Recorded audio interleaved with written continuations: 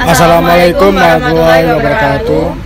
Perkenalkan, kami dari kelompok 8 yang beranggotakan. Nama saya Nurjan Erlinda dengan NPM 147. Nama saya Alfialia Rahmawati dengan NPM 142. Nama saya Muhammad Septian Hadi dengan NPM 306. Nama saya Jasmine Salwa Ramadhani dengan NPM 136. Nama saya Devita Maharani dengan NPM 133. Kami akan menampilkan video proyeksi desain yang berjudul Perilaku Konsumerisme Para Mahasiswa UPN Veteran Jawa Timur.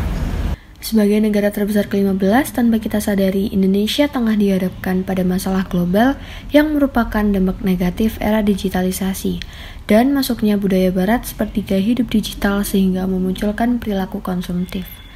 Perilaku konsumtif sendiri merupakan suatu perilaku atau kebiasaan yang identik dengan menghambur-hamburkan uang untuk membeli barang-barang yang kurang bermanfaat.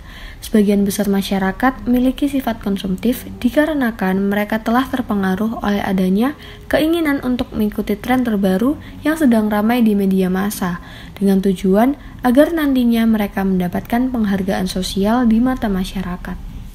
Berikut adalah hasil dari analisis yang telah kami lakukan tersaji dengan video wawancara dan analisis data Google Form mahasiswa UPN Veteran Jawa Timur.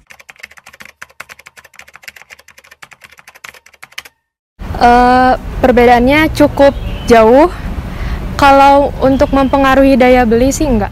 Saya rasa gak ada perbedaan yang cukup besar ya di budaya daya beli. Dan enggak terlalu mempengaruhi gaya hidup saya. Tentu saja sangat berpengaruh. Karena yang pertama, dulu saya waktu masih tinggal di Sumatera Utara itu saya nggak hobi yang namanya belanja, kayak males aja gitu beli sesuatu. Dan kalau sekarang kan udah tinggal di Surabaya, banyak kebutuhan yang harus dibeli, kayak kebutuhan kuliah atau kebutuhan pribadi. Iya, memengaruhi sih. Karena kan aku asalnya dari Jombang kan kota kecil, sedangkan aku bukan pindah sih, kan merantau ke Surabaya buat kuliah. Itu kan beda kota kecil sama kota besar. Jadi kalau di Jombang itu beda banget sama kayak Surabaya. Soalnya Surabaya kan banyak kayak mal-mal besar. Kalau Jombang itu ada cuman kayak sedikit gitu loh. Jadi lebih ke konsumerismenya lebih ke pas di Surabaya sih.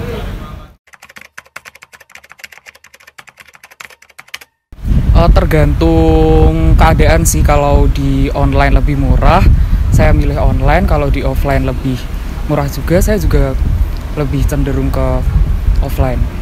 Dulu sih tertarik secara offline ya. Kalau sekarang mungkin aku lebih sering ke online, soalnya lebih praktis aja sih. Saya pribadi lebih tertarik berbelanja secara offline daripada online.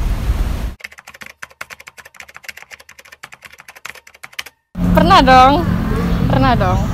Kalau untuk boros enggak ya, karena kan kalau lewat online shop itu suka ada diskon, suka ada cashback gitu, jadi enggak boros.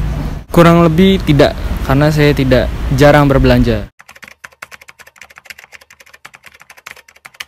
Gak nentu sih, tapi untuk akhir-akhir ini paling 2-3. Satu bulan tuh bisa lebih dari 5 kali. Kurang lebih 1-3 kali dalam satu bulan.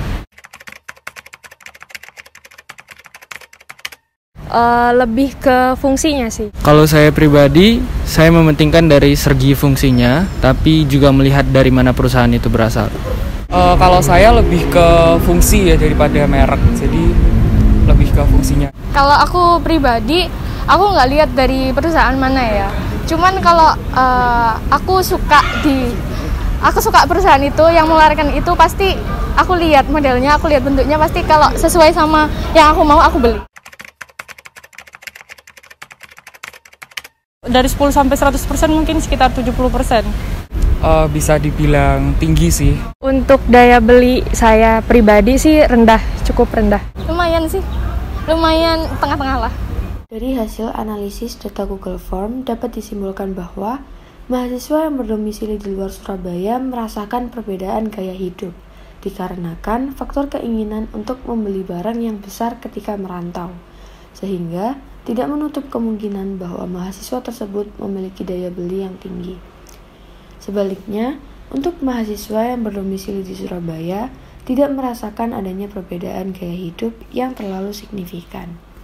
Ditambah, dengan kemudahan dalam membeli sebuah produk di marketplace, hasil survei menunjukkan bahwa mahasiswa UPN Veteran Jawa Timur lebih suka berbelanja secara online dan mereka merasakan dampak negatif dalam penggunaan media digital yakni boros untuk memenuhi gaya hidup yang dapat dikatakan perilaku konsumerisme.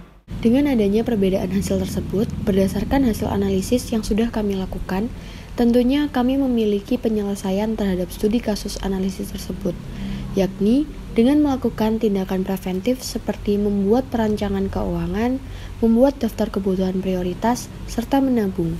Selain itu, tindakan lain yang dapat kita lakukan untuk mengatasi perilaku konsumerisme, baik yang akan atau sudah terjadi di lingkup mahasiswa UPN Veteran Jawa Timur, dapat kita mulai dengan mengubah pola pikir dalam menentukan kebutuhan mana yang lebih dibutuhkan, lebih cermat dalam membeli barang, serta mampu untuk berkomitmen terhadap diri sendiri untuk tidak berfoya-foya.